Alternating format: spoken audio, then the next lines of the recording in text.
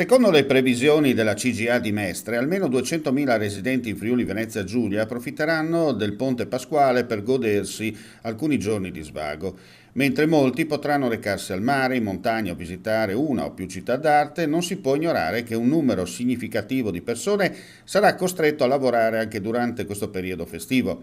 Dall'elaborazione dell'ufficio studi sui dati Istat si stima che tra domenica di Pasqua e lunedì dell'Angelo dovranno recarsi al lavoro fino a 98.800 dipendenti del Friuli Venezia Giulia. In Friuli Venezia Giulia l'incidenza percentuale di coloro che lavoreranno a Pasqua e Pasquetta è tra le più elevate d'Italia.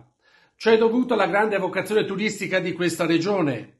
In questi 2 giorni, infatti, le strutture turistico-ricettive saranno aperte e questo produrrà un effetto trainante sui settori economici correlati, quali il commercio, gli esercizi pubblici, i trasporti, le attività manutentive, l'intrattenimento e il tempo libero.